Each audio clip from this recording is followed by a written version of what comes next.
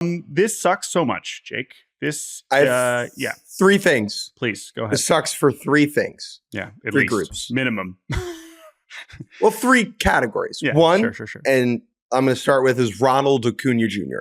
Because if you have ever had major surgery and experienced that, you know that the surgery itself sucks, but the rehab process and being unable to do the things that you have grown accustomed to doing, that is a huge component of why it is such a brutal thing.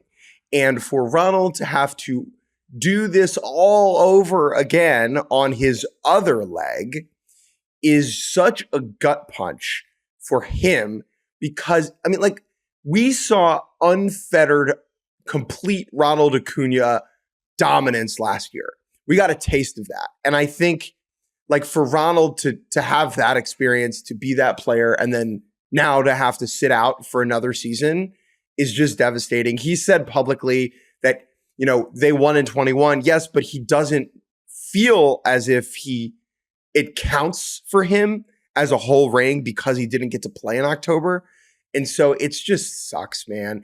And I think that I don't want to get into like what type of player is he going to be when it gets back. However, it is worth noting how, remember, it took him a whole extra year to really return to full Ronald Acuña Jr.-ness after the surgery. Remember all that time it took? And then last year, the whole narrative was, now he's healthy, now he's rolling, this is what it looks like.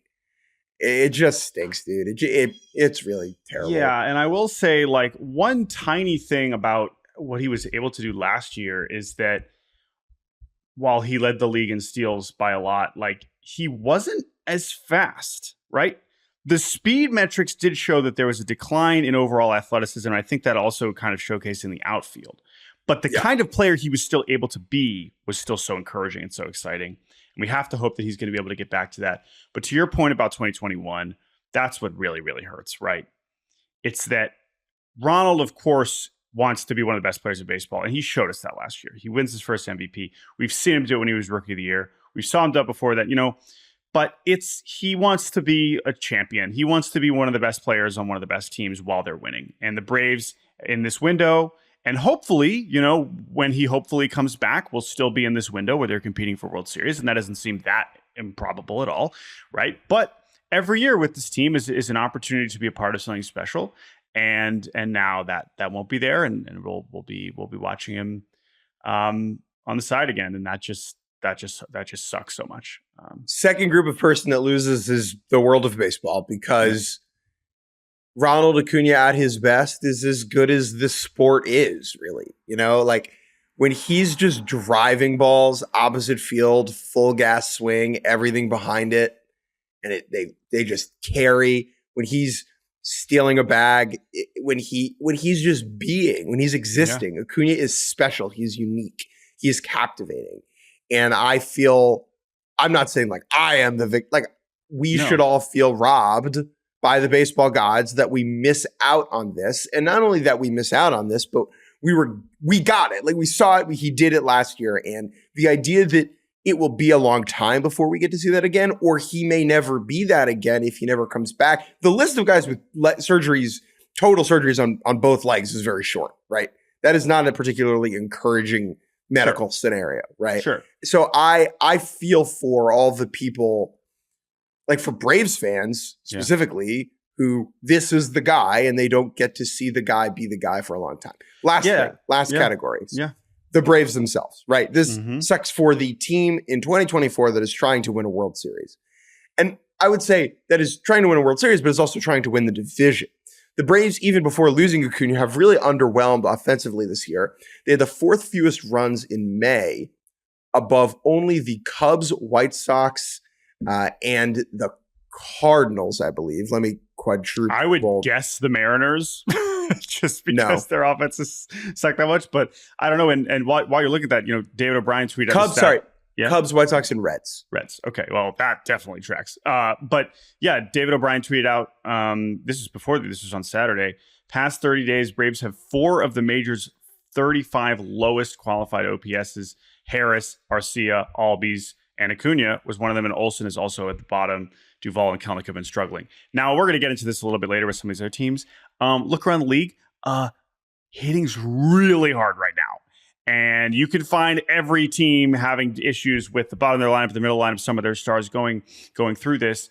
And before we spin it forward to what I think this means for the Braves, that's the other thing about this Acuña season is what's so frustrating, so disappointing is that he wasn't, didn't look the same, but it was only a matter of time. Players this good, they are all, as long as they are healthy, right? Like it's just time will win out. And they will start playing like one of the best players in baseball, right? We're starting to see that with guys like Julio. We're starting to see that with Vlad Jr. this month. Oh my gosh, has he been amazing? And it's just like after so talent of this level always wins out. And so while it was not the most incredible start for a defending MVP, we were going to get there. And so now that we won't, that really, really sucks.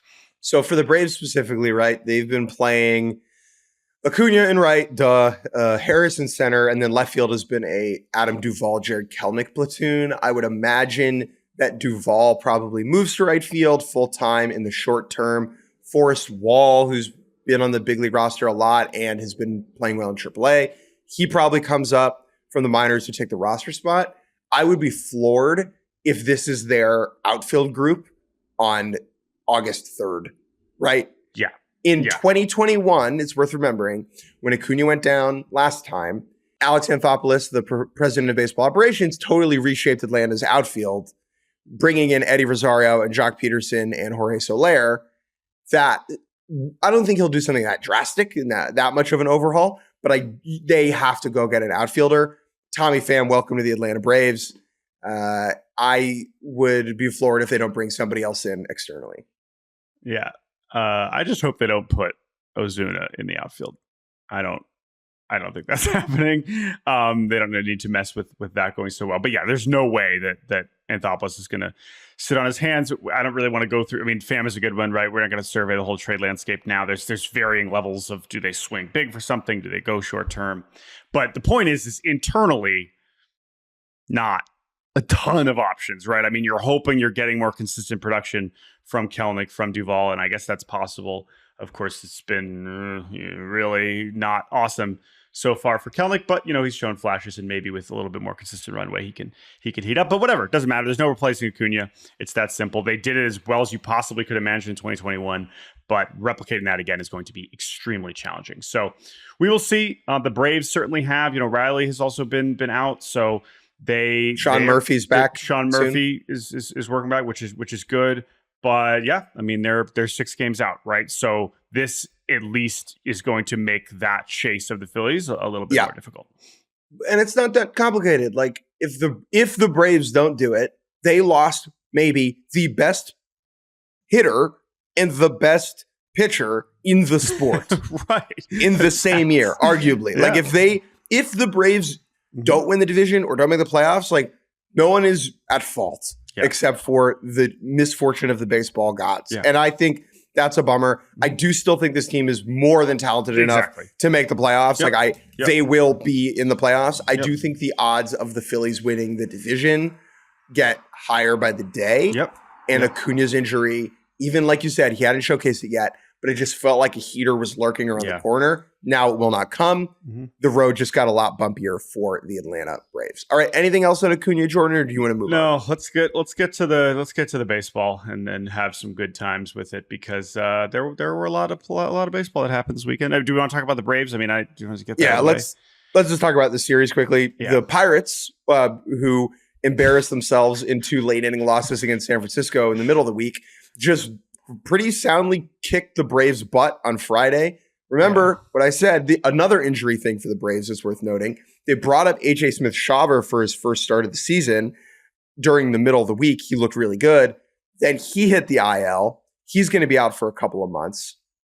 And then on Friday night, they did a spot start from Ray Kerr, who they traded for over the offseason. First career start for Ray Kerr, and it just went exactly how you'd expect. He just was throwing so many fastballs down the middle of the plate. And the Pirates, as bad as they are relatively, they're adults.